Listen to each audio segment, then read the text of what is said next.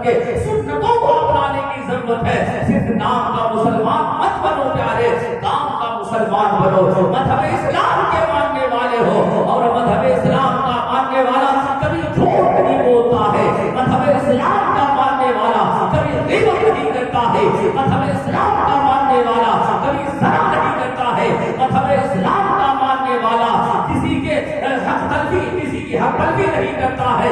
تاریخ کا مطالعہ کیجیے, آپ جو ہے مذہب اسلام کے ماننے والے کہلاتے ہیں اور دوسرے کے حقوق کو پامال کرتے نظر آتے ہیں. یہ مسلمانوں کا کام, مسلمان جو ہے دوسروں کی حق تلفی کرتا ہوا نظر آتا ہے. ایک طرف تو محمد صلی اللہ علیہ وسلم کے امتی ہونے کا دعویٰ پیش کرتا ہے, اور دوسری طرف مسلمانوں کے اوپر ظلم و ستم کے پہاڑ کھاتے ہوئے نظر آتا ہے. کیا آپ نے اسلام کے قانون کو نہیں پڑھا ہے؟ مذہب اسلام کا قانون کیا کہتا ہے؟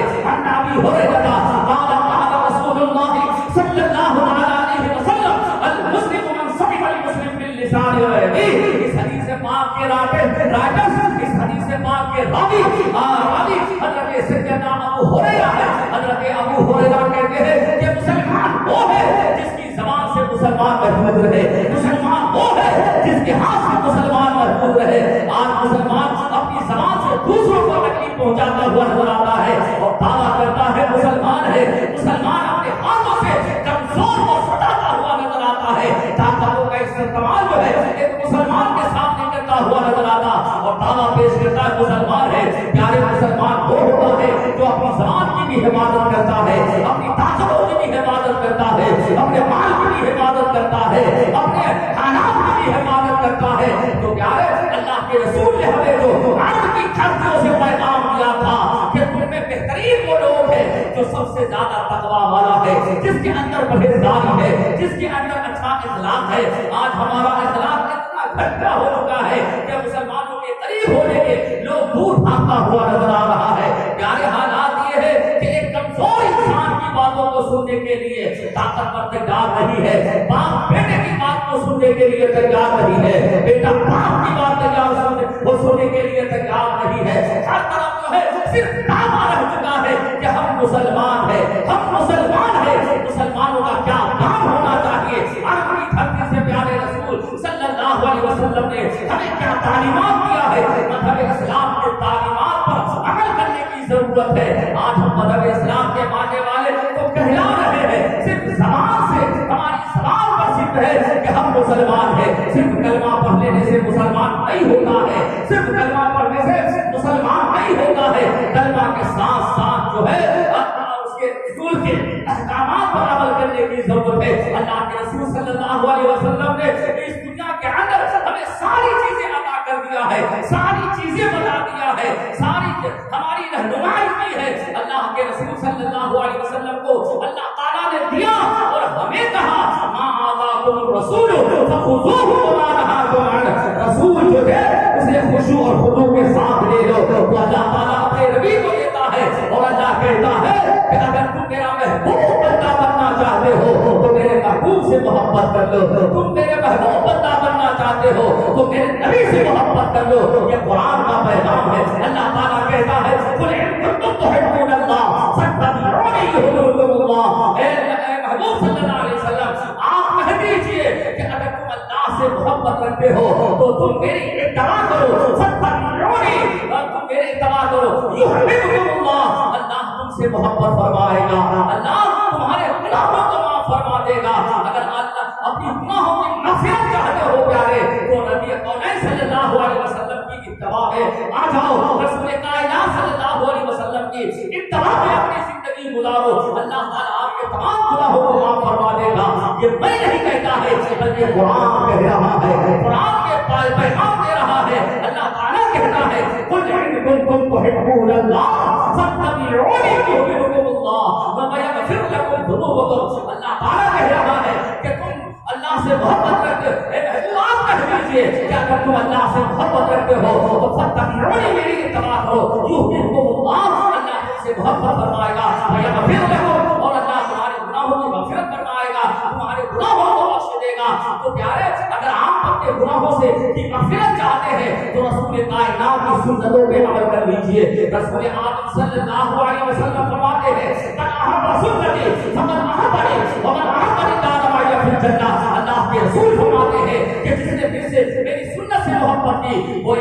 سے محبت کیا اور جس نے مجھ سے محبت کیا وہ جنت میں میرے ساتھ ہوگا. اگر جنتی مسلمان بننا چاہتے ہو تو رسول آدم کی سنتوں پر عمل کرنا شروع کر دو. اگر تم گناہوں سے بچنا چاہتے ہو رسول کائنات کے طریقہ کار کو اپنا لو, اسلامی تعلیمات کو اپنا لو. اللہ تعالیٰ تمہیں اس اسلامی تعلیمات کو اپنانے کی وجہ سے, اس پر عمل کرنے کی وجہ سے اللہ تعالیٰ تمہیں جنت میں جگہ عطا فرمائے گا. اگر آپ جنتی مسلمان بننا چاہتے ہو تو رسول کائنات کی سچی محبت دلوں میں بسا لو. آج ہم محبت کا دعویٰ پیش کرتے ہیں لیکن ہم کام وہی کرتے ہیں جس سے اللہ اس کے رسول نے ہمیں منع کیا ہے, جس چیزوں سے اللہ اس کے رسول نے ہمیں منع کیا ہے, اور ہم اسی چیز کو اپناتے نظر آ رہے ہیں. تاریخ کا مطالعہ کرنے کے بعد ہمیں پتہ یہ چلتا ہے کہ رسول اعظم صلی اللہ علیہ وسلم ایک راستے سے آپ گزر رہے تھے اور اسی راستے پر دو آدمی تھا, دو انسان تھا. ایک انسان سونے کی انگوٹھی پہن کر تھا. رسول اعظم صلی اللہ علیہ وسلم جب اس آدمی کے قریب پہنچے تو وہ آدمی حضور علیہ السلام کو کہا السلام علیکم یا رسول اللہ صلی اللہ علیہ وسلم. تو اللہ کے رسول صلی اللہ علیہ وسلم نے اس آدمی کے سلام کا جواب دیا. آپ صلی اللہ علیہ وسلم سے ہاتھ ملانے کے لیے, مصافحہ کرنے کے لیے وہ آدمی اپنے ہاتھ کو آگے بڑھایا. پیارے رسول صلی اللہ علیہ وسلم کی نگاہ اس آدمی کے سونے کی انگوٹھی پہ پڑ گئی. پیارے آقا صلی اللہ علیہ وسلم نے اس آدمی کے سونے کی انگوٹھی اتار کر زمین پر پھینک دی. پیارے آقا صلی اللہ علیہ وسلم اپنے قلم راز کو آگے بڑھائے تو اس کا دوست ہوتا ہے, اے میرے پیارے دوست, میرے پیارے دوست, اس سونے کی انگوٹھی کو اٹھا لو. بڑی قیمتی چیز ہے, بڑی مہنگی چیز ہے, آپ اسے اٹھا لیجیے. تو وہ کتنا خوبصورت جواب دیتا ہے, سنو میرے پیارے بھائی, جس چیز کو اللہ کے نبی نے پھینک دیا ہے نبی کا چاہنے والا نہیں اٹھا سکتا ہے. جس چیز سے میرے نبی نے منع کر دیا ہے نبی کا چاہنے والا اٹھا نہیں سکتا ہے.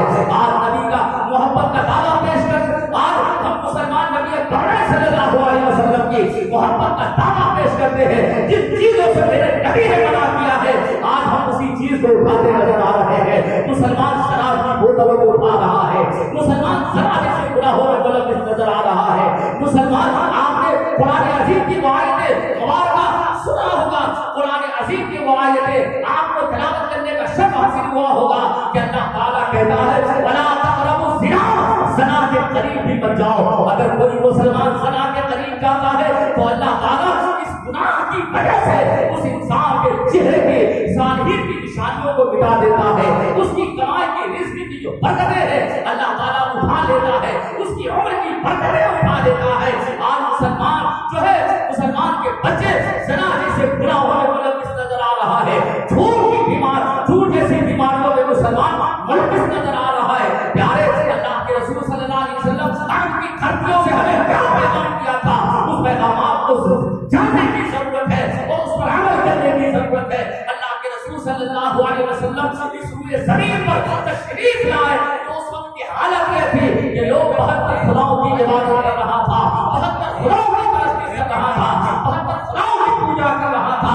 اللہ کے نبی صلی اللہ علیہ وسلم اس روئے زمین پر آنے کے بعد زمانے کو یہ پیغام دیا کہ اے خدا کی عبادت کرو, سر جھکاؤ, رب لا الہ الا اللہ میں جھکاؤ, سر جھکا لے کہ لا اگر کوئی دنیا کے اندر ہے تو وہ پروردگار ہے. رب لا الہ کی بارگاہ میں اپنا سر جھکاؤ, 72 خداؤں کے آگے اپنے سر کو نہ جھکاؤ. 72 خداؤں کے سامنے سر کو نہیں جھکایا جاتا, صرف جھکائے بسا جاتا ہے جس نے چاند کی چاندنی دیا ہے, چاند سورج کو روشنی بخشی ہے, جس نے انسان کی تخلیق فرمائی, جس نے انسان کو پیدا کیا ہے, جس نے زمین کو پیدا کیا, جس نے آسمان کو پیدا کیا ہے, وہی عبادت کے لائق ہے. حالات یہ ہے کہ اللہ نے اس روئے زمین پر ہمیں اپنی بندگی کا حکم دیا تھا.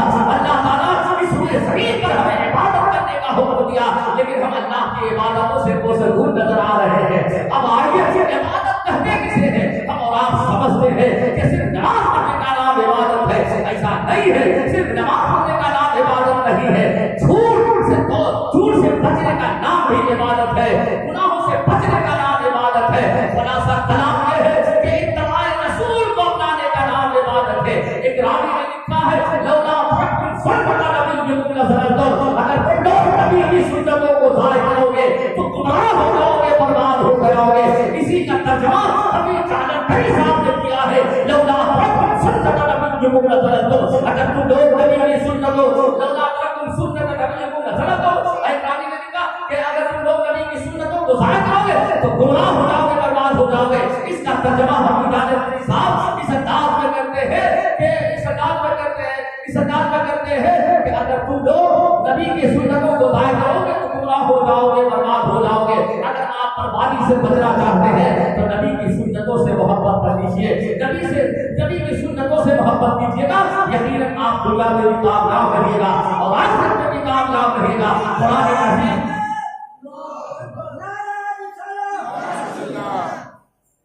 درود شریف پڑھیے، اللہم صلی علی سیدنا شفیعنا حبیبنا مولانا محمد وسلم، صلاۃ و سلام علیک یا رسول اللہ صلی اللہ تعالی علیہ وسلم۔